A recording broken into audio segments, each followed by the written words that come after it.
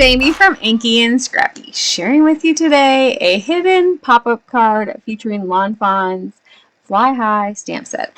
I am starting by doing some Prisma colored pencil onto some Bristol smooth cardstock, and then I'm going to bring in some Gamsol, which is a art medium that melts colored pencil. I've done this technique before. I like it. I actually did the coloring on these because I had to teach class that night. So this card was done May 9th. I am only getting to editing and voicing over June 12th. So bear with me. I've watched it a couple of times to hope to be able to explain it a little bit better to you. I need to do another one and do it in real time, at least just the mechanism building part so you can see it. But the key to this one is laying down a heavy layer of colored pencil and then just making sure that you have enough of that solution on a blending stump. A blending stump is just compressed paper stump with a point. I pick up my blending stumps off of Amazon for like a 6-pack of 6 for like $11 or something. I usually only use one blending stump when I am coloring, unless of course I'm going back to a yellow and I'm here, mixing my colors up. But usually I start with my lightest and go from there. So this is my sample. I know what I want. So I want to bring in my balloon stamp set here. I am taking my base piece of cardstock that is actually going to be the back piece, the back whole piece of the card that actually pushes the balloons up and through the resulting clouds. I didn't think this far ahead while I was doing this. I knew what I wanted, but I didn't, process-wise, I didn't think it through. Hot Mess Express, that's how I roll. So I did end up coloring these the same way that I colored the other ones. And so laying down that dark, intense color for my balloons, just matching the rest. I just left this part in so you can see how I messily color to do the Gamsol ink blending. It's kind of become a favorite again of mine. I hadn't done it for a long time, and when I started teaching card class, I don't have enough alcohol ink markers for everybody to do alcohol ink coloring if we have a color intense project, and so I've kind of fallen in love with it again.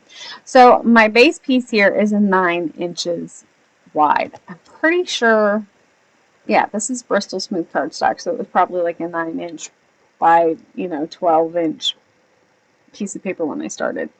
But I know that I'm going to cut off that top, which is about 1/4 of an inch, and so I could score it at 4.5 without any issues on it.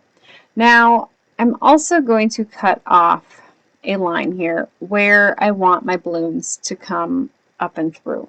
Now the key to this one, you don't have to cut it at this point. You wouldn't have to cut it at a straight line. You could have it, like rounded out and coming down at an angle on the bottom. I kind of know what I want. I was trying to go for a 4 1/4 by 5.5 inch card. So I was cutting it down to get me that 4 1/4 by 5.5 inch card. I didn't end up at 4 1/4 and 5.5. I'm pretty sure my finished card is about 6 inches tall by 5 1/4 inches or 5.5 inches wide. Yeah. So I knew that I didn't want my balloons to come up all the way out of the clouds, so I was fine with cutting a straight line here. This just gives me a guidance as to when I'm cutting out the image where I can stop. Now, if I wanted them to come out further, I could definitely have gone to that bottom or the top balloon there and, tapered it down a little bit to kind of hide it a little bit more. But because I was going not all the way to that line anyways, make sure that your line is probably a 1/4 to 1/2 inch lower than where you want your balloons to end up when they're coming through your slicing your back or your front card. I don't know how to explain it without showing it to you on, you know, on camera. We'll get there, I promise. I am going to try to do this one in real time on another card and voiceover as I do it to explain it a little bit better. There is a video on where I learned it from at Crazy Cat Kylie on, I think it's, what do my kids watch all the time? And my husband. TickTock. There we go. On TickTock, and she kind of explains her process a little bit. And that was actually the video that I watched, but I watched it via Rhodey's, the Ink Road Stamp group on Facebook. So, you know, I try to give credit where credit is due. That's where the idea came from. Of course, hers was a little less balloon shaped and a little more eggplant shaped. And I did the eggplant shaped one first. I made it my sister's birthday card. And it turned out amazing. Hi, Sissy Kelsey. Anyways, she loved it too. You know, I'm not always politically correct. So I did score it at that 4 1/4 on my card. I like to call this short sheeting. It's kind of like short sheeting the bed, or you're short sheeting your card, I guess. I don't know how to explain it. It just, to me, it's like short sheeting the bed. I don't know if that's really what it's like, but that's what, where you have, it's about an inch underneath where your score line is for your interior. So the inside of your card is going to be shorter than the whole card as a whole. So if your finished card ends up being 4 1/4 by 5 1/2, your inside piece might only be 3 1/2 by 3 1/2. Does that make sense? I don't know if that makes sense, but that's the best way I can explain it. To me, it's like short sheeting your card. Yeah. So I cut an inch off from both my card front and back here. And so I know that I want them to come up and through. Now, I could have done this part differently and not cut that 1/2 inch off. And I could have ran it through the die cut machine with my clouds on the card back there. That probably would have been a little bit of a time saver in the long run. If I do one like this again, I would love to do one with a unicorn. So maybe if I do a real-time one, I'll do it with a unicorn popping out of the clouds. I think that would be fun. Anyways, so I could have probably saved some steps on that one. So I am going to cut it. I did my tick marks. You really want to keep at least a minimum of 1/4 of an inch on top of your cut line here. Now I could have done like a little cloud border here, but I don't know how I would have done it because I don't think I have one that is that size. But I think Lawn Fawn has some like stitched hills or some stitched other things that would have maybe worked to make that cut line. But I ended up just doing a straight cut line. It's easier for me. This is only the 4th one like this I had done. And yes, I still have to, like, it. I hadn't done it for a few days. I think I did them back in, like, early April. And so I forgot all about how to make it work. And so, yes, I have to reteach myself constantly when I do interactive cards. Like this one that doesn't have a die. Yeah, it happens. So you put your balloons through that slot. Now I needed to make sure that it was cut. This can be cut down a little bit. It doesn't have to be as wide. I mean, I like to make sure that it's about the same width as my bottom piece, because otherwise you have a funny line. You know, it's a funny line. So you put glue or adhesive all on that bottom flap piece here. And then, yes, I have to open up my glue because, you know, it's life. So I'm going to glue this one to that bottom piece. Now I'm going to make it flush with the bottom part of that card. So that bottom piece, or the bottom part of the card, technically when it's closed, it's going to look like it's a 4 1/4 by 5 1/2 inch wide card. And then because my balloons were kind of sticking in my little slot here, because I did two, the first couple of times I made it, I had one image popping out and I didn't have any issues with it. But being that I had two and they were kind of a little bit further apart, I decided to come back in and just do another cut line right next to it. Plus my blade is probably duller, and so it doesn't make a clean cut line. It kind of has that jagged, you know what I mean? Like a, I don't know how to explain it besides like when you, like just a rough little edge on it. And so I just did a very thin little extra slit here. So it's maybe a 1/16 of an inch wide. You don't have to do this step. I just did it because I wanted to make sure that it wasn't going to catch anything on it. So now I'm bringing in another card base. And don't worry, I end up not using it because I realized that I can't do the whole card base at this point. I need a piece on the back here that is only going to attach to that little flap. That's why I say don't make it any less than 1/4 of an inch. 3/8 is probably your limit there. I think that might be what mine is. So 3/8 to 1/4 of an inch. That's the only part that's going to hold on that back piece to your panel here. So this panel here needs to be just a straight panel piece. So if you're going for a finished 4 1/4 by 5 1/2, that's what you would go for. I decided I was fine with making it bigger. I'll just use a square envelope. I'm fine with that. So, but I didn't want this straight line. I wanted my balloons to come out of clouds. So I ended up cutting some cloud borders, doing some very, color surgery per se, or, just fixing it up a little bit.